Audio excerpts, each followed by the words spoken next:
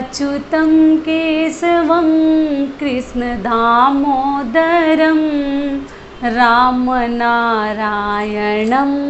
जानकीवल्लभं रामनारायणं जानकीवल्लभं। कौन कहता है भगवान आते नहीं, तुम मीरा के जैसे बुलाते नहीं। नमस्कार दोस्तों, मैं हूं ममता तिवारी और आप सभी का स्वागत करती हूं मेरे चैनल ममताज वे में। कैसे हैं आप सब, तो ये बताने के लिए कमेंट बॉक्स में जय माता दी हमेशा की तरह ज़रूर लिखिए। तो चलिए आज हम इस वीडियो में जानेंगे पूजा से संबंधित कुछ महत्वपूर्ण जानकारियाँ, जो गलतियाँ हमें पूजा करने के दौरान कभी नहीं करनी चाहिए। तो इसके लिए मैं आपके साथ 7 टिप्स 7 नियम शेयर करूंगी, तो आप बने रहिए मेरे साथ मेरे चैनल पर। अगर आपको मेरा वीडियो पसंद आता है तो प्लीज़ आप मेरे चैनल को सब्सक्राइब कर दीजिएगा, बेल आइकन को प्रेस कर दीजिएगा, जिससे मेरे वीडियो के नए नोटिफिकेशन आप लोगों के पास सबसे पहले पहुँचे। तो चलिए शुरू करते हैं कि वो 7 महत्वपूर्ण बातें क्या हैं जो हमें बहुत अधिक ध्यान रखनी है। तो सबसे पहली बात है कि जब कभी भी पूजा करिए, मंदिर में जाइए या अपने घर में कीजिए, आप ध्यान रखिए कि आपका जो मुख है वो पूर्व के तरफ होना चाहिए। कभी अपने मुख को आप पूर्व के तरफ ही करके शिव जी को जल अर्पित कीजिए, जल चढ़ाइए, या किसी भी भगवान की पूजा अर्चना या घर में भी थोड़ा सा पूर्व के तरफ होकर ही आपको पूजा अर्चना करनी चाहिए। तो ये हो गया हमारा पहला नियम।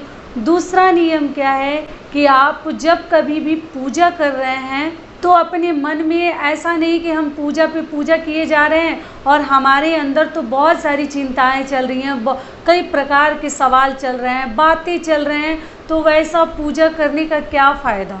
थोड़ा 2 ही मिनट नाम लेंगे लेकिन सुकून से लेंगे।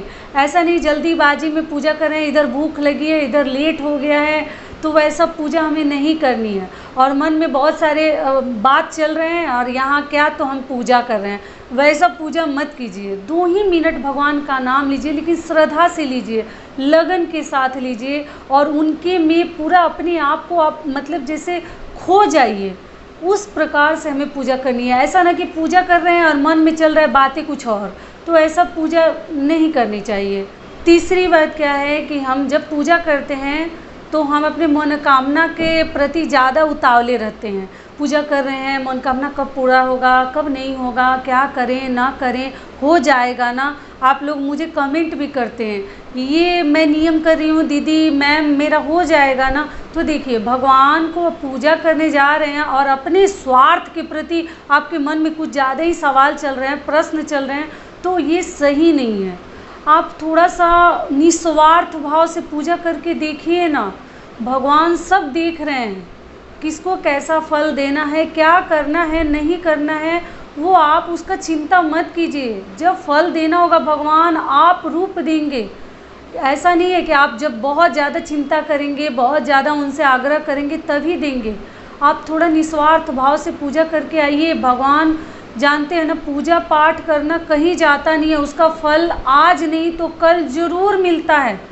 तो आप थोड़ा सा पूजा करिए, लेकिन मन में ये सब सवाल नहीं आपके आने चाहिए कि कब हमारा मनोकामना पूर्ण होगा, कब होगा, अभी तक नहीं हुआ, मैं तो पूजा किया था, ये नियम दोहराया था। तो इस प्रकार से टेंशन लेके हमें पूजा नहीं करनी है तनाव में आकर। तो ये हो गया हमारा तीसरा नियम। चौथा नियम क्या है। चौथा नियम है कि कभी भी पूजा हमें बहुत दोपहर में जैसे ना देर से नहीं करनी चाहिए। आपको मालूम है ना, जैसे दोपहर का समय हम लोग भी देखते हैं आराम थोड़ा सा करने लगते हैं और सभी मंदिरों के ना दरवाजे जो हैं बंद होने लगते हैं। तो आप कोशिश कीजिए कि बहुत मैक्सिमम देर हो, अधिकतर आपसे देरी हो जाए तो आप 11 बजे या 10:30 बजे के आसपास तक पूजा कर ही लीजिए, क्योंकि दोपहर में पूजा करना शुभ नहीं होता। अगर वो भी समय नहीं है आपके पास तो आप लोग पूछते हैं क्या शाम को कर सकते हैं, वो शाम को आप कर लीजिए, लेकिन दोपहर में कभी पूजा अर्चना मत कीजिए। आपको 10:30 या 11 बजे तक अपनी पूजा समाप्त कर लेनी चाहिए। बहुत देरी से भगवान की पूजा नहीं करनी चाहिए, वो भी हमारे लिए, हमारे हित में सही नहीं होता। ऐसे तो आप लोग खुद ही समझदार हैं, थोड़ा सा ध्यान रखिए इस बात का कि आप 11 बजे तक तो अपना पूजा कम से कम या 10 बजे तक कर ही लीजिए। तो ये हो गया हमारा चौथा नियम।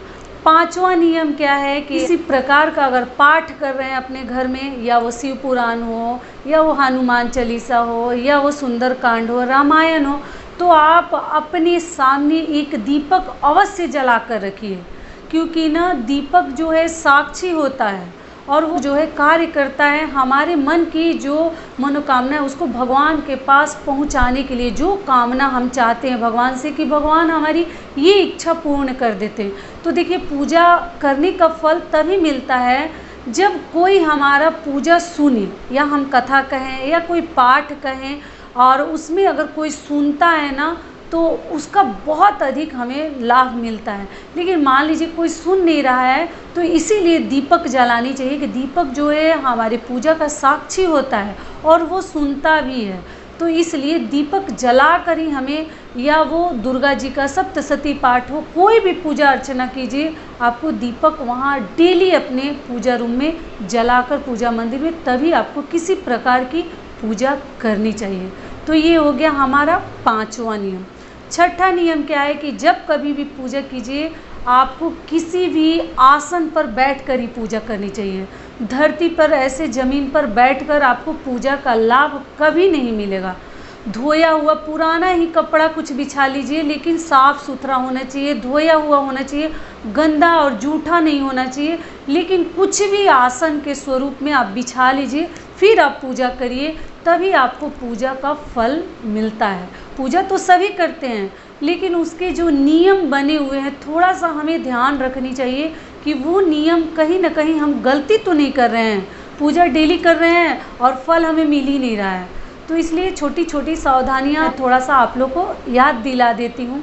सातवां नियम क्या है हमारा कि आप अपने पूजा मंदिर में ना, जो आपके घर में पूजा मंदिर है, आपको ज़रूर वहाँ एक पर्दा लगा कर रखनी चाहिए भगवान के लिए। वो लाल कपड़े का हो या पीले कपड़े का हो, मतलब कलरफुल एक पर्दा आप वहाँ पर ज़रूर, वहाँ भगवान की पूजा मंदिर पर लटका कर रखिए। रात में जब आप आरती कर लेते हैं, पूजा कर लेते हैं शाम को, उस टाइम उस पर्दा को हमें नहीं फैलाना है। लेकिन जब आप सोने जा रहे हैं ना, उस समय आप उस पर्दा को फैला दीजिए। भगवान को भी आराम करने के लिए थोड़ा सा हमें समय देनी चाहिए। तो आप अपनी पूजा रूम में या मंदिर है उसमें एक लाल कपड़ा या पीले कपड़े का आप ज़रूर एक पर्दा लगा कर रखिए। वो भी बहुत अधिक शुभ होता है हमारे लिए, क्योंकि सबको आराम करना चाहिए। वो प्रतिमा हो या वो मूर्ति हो या वो फ़ोटो हो, भगवान को भी हमें पर्दा लगाकर आराम करने के लिए उनको भी छोड़ देनी चाहिए। बिना पर्दा का आप अपना मंदिर मत रखिए। और जब कभी भी आप सूर्य देव को जल दे रहे हैं ना, जैसे मैं अपने लास्ट वीडियो में भी बताई थी, सूर्य देव को ना सुबह जल देना बहुत अधिक शुभ माना जाता है, सही माना जाता है। देरी से हमें सूर्य देव को जल नहीं देनी चाहिए। बहुत सारे लोग हैं जिनके ऊपर मंगल का ग्रह है, जिनको संतान नहीं हो रहे, उनके लिए भी अगर सूर्य देव को अगर आप जल चढ़ाना चाहते हैं तो आपको जो लाल गोला जो निकलता है ना सुबह सुबह, उसी को जल देने से और मंगल का व्रत करने से, मंगलवार का, हमें संतान की भी प्राप्ति होती है और जल्द से जल्द होती है। तो ये हो गया हमारा सातवां नियम। तो यही हमारे कुछ महत्वपूर्ण 7 नियम थे जो मैंने आपके साथ शेयर कर दिया।